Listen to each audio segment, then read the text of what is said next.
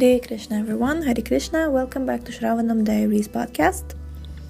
I'm your host Sulalita Devidasi and we are continuing to read Teachings of Lord Caitanya by His Divine Grace, Srila A.C. Bhaktivedanta Swami Prabhupada, Chapter 23.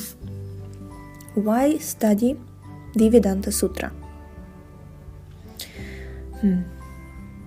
Unscrupulous persons go at once to the 10th canto, especially to the 5 chapters in which Srila Vyasadeva has kindly described the Lord's rasa dance. However, this portion of Srimad Bhagavatam is the most confidential part of that great literature. Unless one is thoroughly accomplished in the transcendental knowledge of the Lord, one is sure to misunderstand the Lord's worshipable transcendental pastimes in the rasa dance and His loving dealings with the gopis. This subject matter is highly spiritual and technical, and only liberated personalities who have gradually attained the stage of Paramahamsa can transcendentally relish the worshipable rasa dance.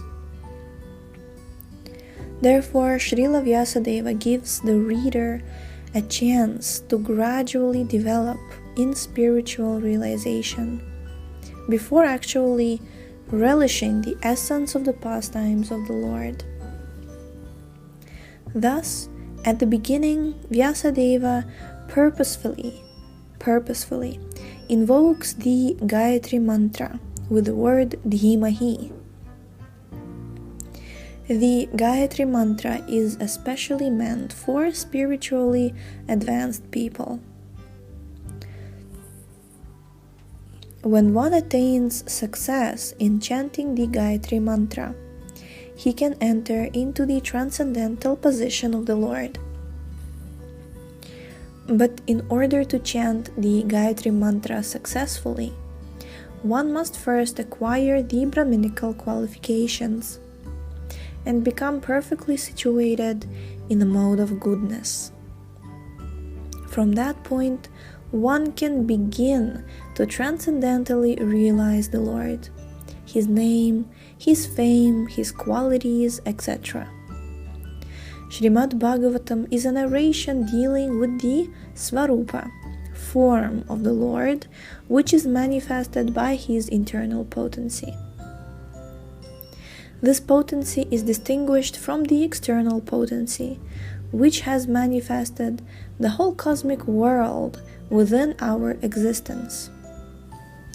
Srila Vyasadeva makes a clear distinction between the internal and the external potencies in the very first verse of the first chapter of Srimad Bhagavatam. In that verse, he says that the internal potency is factual reality, whereas the external manifested energy in the form of material existence is temporary and illusory, no more real than a mirage in the desert.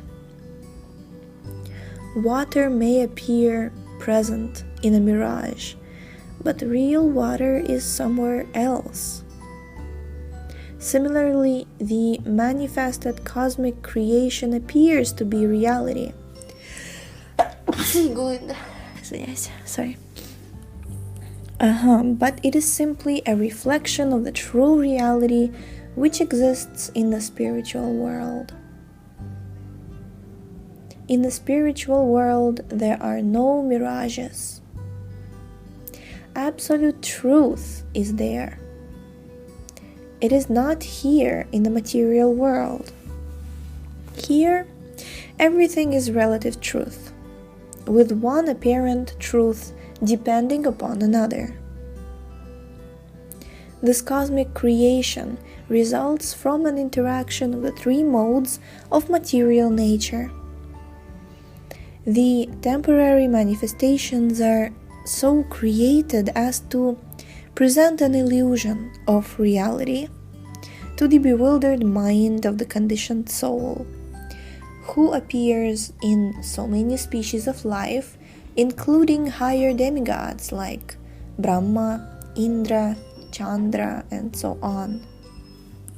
In fact, there is no reality in the manifested world, but there appears to be reality because of the true reality in the spiritual world, where the personality of Godhead eternally resides with his transcendental paraphernalia. The chief engineer of a complicated construction does not personally take part in the construction itself, but it is only he who knows every nook and corner of the construction, because everything is carried out under his direction only. In other words, he knows everything about the construction directly and indirectly. Similarly, the personality of Godhead, who is the supreme engineer of this cosmic creation, knows very well, what is happening in every nook and corner of the cosmic creation, although activities appear to be performed by someone else. In actuality, from Brahma down to the insignificant ant, no one is independent in the material creation. The hand of the Supreme Lord is everywhere. All material elements, as well as all spiritual sparks, are but emanations from him only.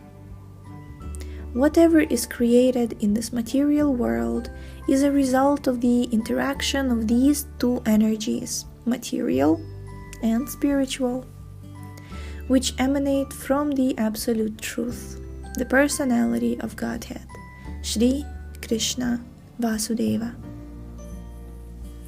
A living entity known as a chemist can manufacture water in the laboratory by mixing hydrogen and oxygen. But in reality, the living entity works under the direction of the Supreme Lord, and all the materials he uses are supplied by the Lord. Thus, the Lord knows everything, directly and indirectly, in minute detail, and he is fully independent as well. He can be compared to a gold mine, and the objects within the cosmic creation can be compared to ornaments made from that gold, such as gold rings, gold necklaces, and so on. The gold ring and necklace are qualitatively one with the gold in the mine, but quantitatively the gold in the mine and the gold in the ring or necklace are different. The complete philosophy of the Absolute Truth, therefore, centers about the fact that the Absolute Truth is simultaneously one with and different from his creation.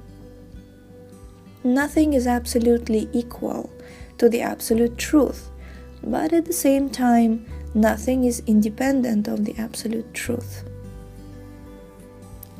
Conditioned souls from Brahma, the engineer of this particular universe, down to an insignificant ant, are all creating something.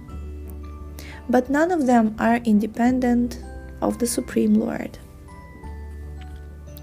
The materialist wrongly thinks that there is no creator, but his own good self. And this misconception is called Maya or illusion. Due to his poor fund of knowledge, the materialist cannot see beyond the purview of his imperfect senses. Thus, he thinks that matter automatically takes its own shape, independent of a conscious background. This is refuted by Srila Vyasadeva in the first verse of Srimad Bhagavatam. As stated before, Vyasadeva is a liberated soul, and he compiled this book of authority after attaining spiritual perfection. Since the complete whole, or the absolute truth, is the source of everything, nothing is independent of him. In one sense, everything that exists is the body of the absolute truth. Everything that exists is the body of the absolute truth. Any action or reaction of a part of a body becomes a cognizable fact to the embodied soul. Similarly, since the creation is the body of the absolute truth, then everything in the creation is known to the absolute both directly and indirectly.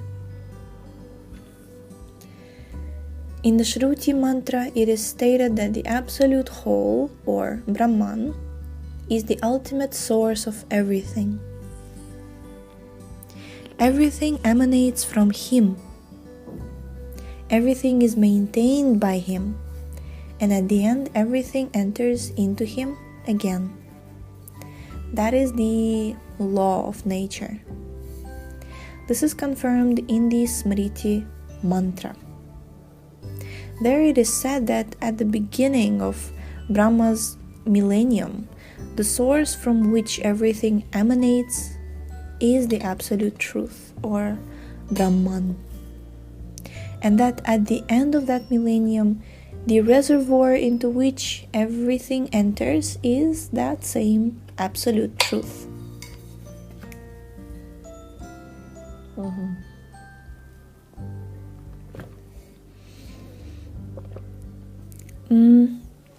Material scientists haphazardly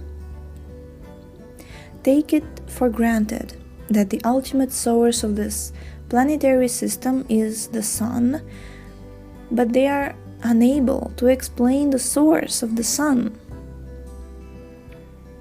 In the first verse of Srimad Bhagavatam, the ultimate source is explained. According to the Vedic literature, Brahma is the creator of this universe.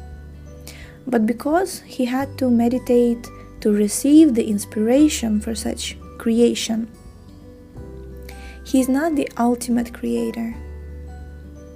As stated in the first verse of Srimad Bhagavatam, Brahma was taught Vedic knowledge by the personality of Godhead. There it is said that the Supreme Lord inspired Brahma, the secondary creator, and enabled him to carry out his creative functions. I wanted to say fruitive activities. To carry out his creative functions. In this way, the Supreme Lord is the supervising engineer. The real mind behind all creative agents is the absolute personality of Godhead, Sri Kṛṣṇa. In the Bhagavad Gita 9.10, Sri Kṛṣṇa himself states that it is he only who superintends the creative energy, Prakriti, the sum total of matter. Thus, Sri Vyasadeva worships neither Brahma nor the sun, but the Supreme Lord, who guides both Brahma and the sun in their creative activities.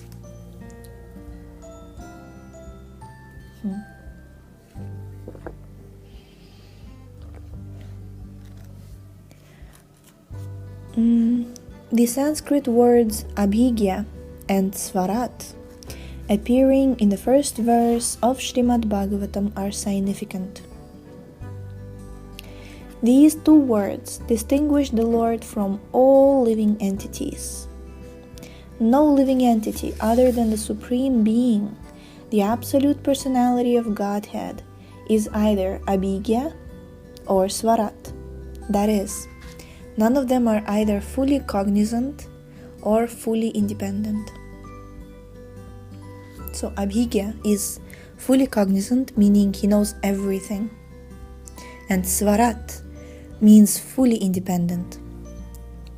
Everyone has to receive knowledge from his superior, even Brahma, who is the first living being within this material world, has to meditate upon the Supreme Lord and take help from him in order to create. If neither Brahma nor the sun can create anything without acquiring knowledge from a superior, then what to speak of the material scientists who are fully dependent on so many things? Modern scientists like Jagadish Chandra Bose, Isaac Newton, Albert Einstein, etc. may boast of their respective creative energies, but all were dependent on the Supreme Lord for so many things. After all, the highly intelligent brains of these gentlemen were certainly not products of any human being. The brains were created by another agent. If brains like those of Einstein or Newton could have been manufactured by a human being, then mankind would produce many such brains instead of eulogizing these scientists. If such scientists cannot even manufacture such brains, what to speak of foolish scientists, foolish atheists, respect to scientists, what to speak of foolish atheists who defy the authority of the Lord? Even the Mayavadi impersonalists who flatter themselves that they have become the Lord are not Abhigya or Svarat, fully cognizant or fully independent. The Mayavadi monists undergo a severe process of austerity and penance to acquire the knowledge needed for becoming one with the Lord. But ultimately they become dependent on some rich, powerful follower who supplies them with requisite paraphernalia to construct great monasteries and temples. Atheists like Ravana and Hiranyakashipu had to undergo severe austerities before they could flout the authority of the Lord. But ultimately they were so helpless that they could not save themselves when the Lord appeared before them as cruel death. This is also applicable to the modern atheists who dare flout the authority of the Lord. Such atheists will be dealt the same awards as were given in the past to great atheists like Ravana and Hiranyakashipu. History repeats itself, and what occurred in the past will recur again and again when there is necessity. Whenever the authority of the Lord is neglected, the penalties dealt by the laws of nature are always there. Jai. We're going to stop here for today. Thank you so much for tuning in. The link to this book is in the description. Please check out our website shravanamdiaries.com, and we shall see you next time. Hare Krishna.